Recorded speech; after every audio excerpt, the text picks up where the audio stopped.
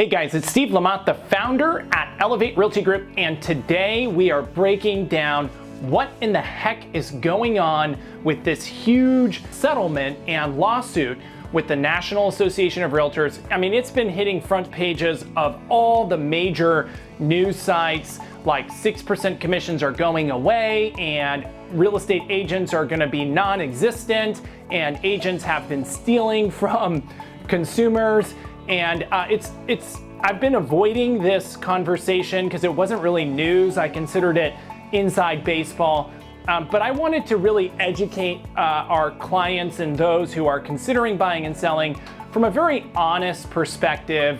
Yes, I'm a licensed real estate agent, but I'm also a heavy consumer as well. I've paid hundreds of thousands of dollars of commission when selling my own personal properties that I've renovated and flipped. So I would consider myself an expert home seller and then also an expert home buyer and then an expert agent helping home buyers and sellers. So in a nutshell, what this case was there were several federal cases that came to light in various states that were suing the associations and the brokerages for collaborating and ultimately price fixing. So the argument was that brokerages were working together, colluding, and holding commissions at 6%, right?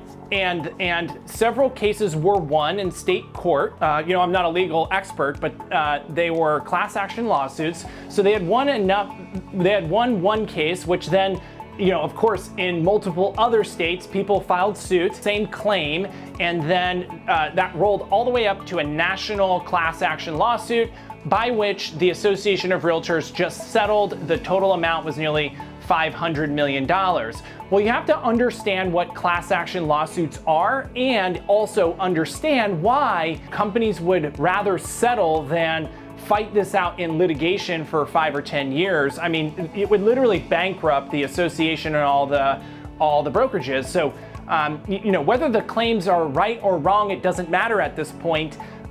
The associations and the brokerages are going to settle and not claim any wrongdoing just so they don't go bankrupt trying to fight for their cases, which is really sad. And I think that's how courts are really screwed up in America. There's some really core issues going on that I think are rightfully accusations, and I want to explain those. So, is there price fixing and collusion between us as agents, our brokerages, and the Association of Realtors? I would say I've been in this industry for almost 14 years, right? A top 1,000 agent in the country. So I would know because I'm in groups and I spend my life getting together and masterminding of how to be better in this business. I can honestly say absolutely not. I've never colluded or heard of collusion ever. I've also never spoken to anybody at NAR, National Association of Realtors, or the California Association, or the MLS, unless I'm paying a fine for following their silly rules, right? So collusion, I think, is a very broad statement. I can be honest with you as my clients that never happened, and I think that's a big claim, and I think it's being misconstrued, and I'll get to that in a minute of why this case, has some merit. Number 2, commission of 6% is fixed. This is absolutely false.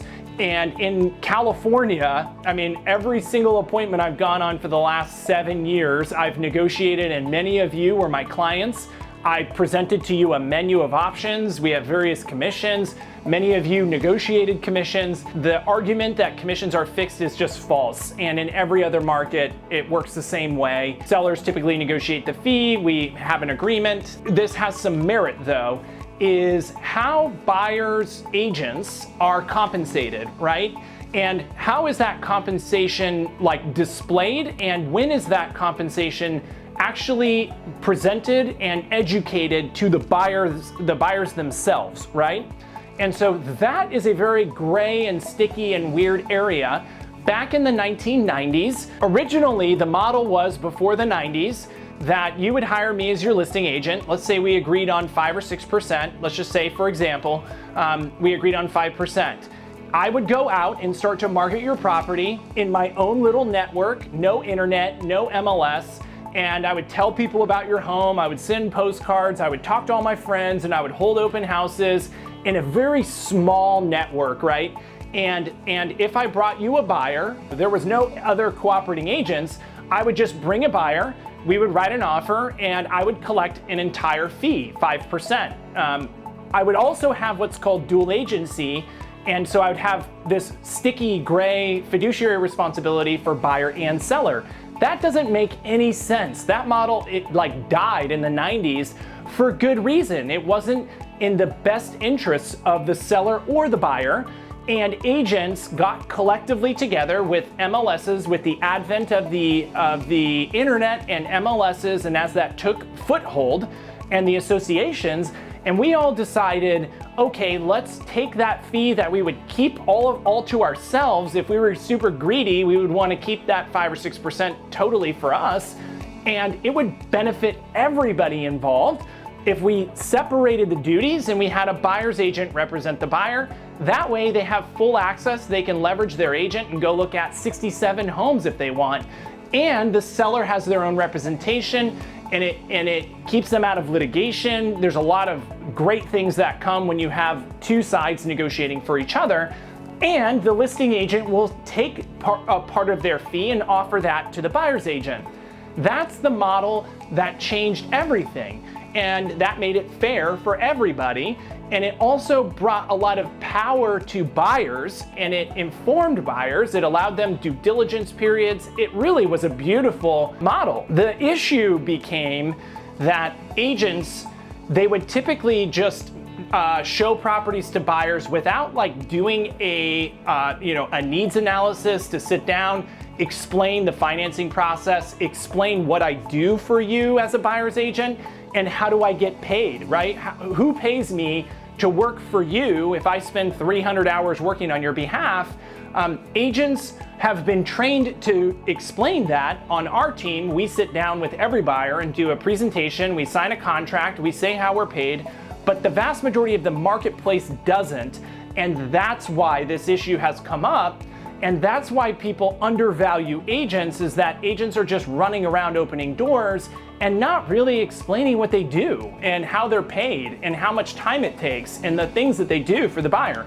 So in a nutshell, the ruling says that in the MLS, we cannot put, let's say we're offering 2.5% to buyer's agents.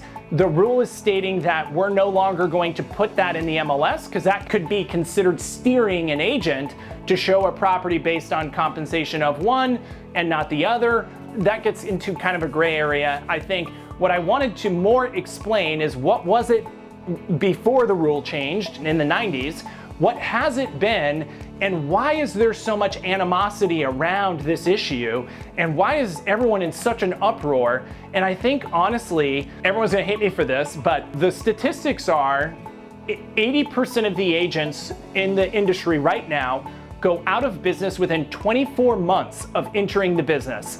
And so if you think about that, 80% of the client interaction with agents is going to be misinformed, uneducated, not following a clear process, really no unique value because they're brand new or they don't really have value. And so the consumers are running into these agents at mass as a majority. And so ultimately that's going to reflect poorly on the industry, because you have all of these agents with no value running around uneducated and they're not experienced. That makes sense. So when a case like this comes along, of course the majority is going to have that experience and want to attack the experience that they had. The biggest challenge is there's still a lot of agents in the marketplace right now that offer tremendous value. And so I think this is a very small issue that has big influence because it sounds good and it creates headlines. But ultimately, I don't think it will incredibly change the overall cost of doing business. I think it might change how buyer's agents are paid, but I think the best part about this is it's going to drive more value to the customer. It's going to create better deals for the customer. And honestly, at Elevate Realty Group, we've been running this way for 7 years, right? Meaning we give every customer a menu of options at different costs.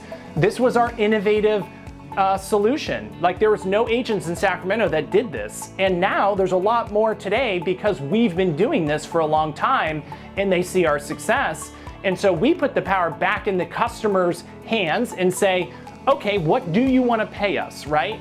If we're going to get paid a full fee, we're going to give you all of this value. We're going to do our renovation program. We're going to offer to pay for staging, all this stuff. Well, if you don't need any of that, then of course we're not going to charge you a full fee. There is no set rate. And I know a lot of agents around the country that do this. So I wanted to, this is a longer video than most, but this is an important topic. I wanted to get the real information out there, get past the headlines. We know the news loves headlines. If you've been watching politics over the last couple of months, and even just a few days ago, if you heard the bloodbath quote, read past the headlines, please, and listen to those that are in the industry that have a vested interest to be in the industry 10 years from now. I hope that this brings transparency. As always, if you ever want to chat or if you're interested in becoming an agent, still a great career, call us at 916-436-SELL or visit us at homesbyelevate.com.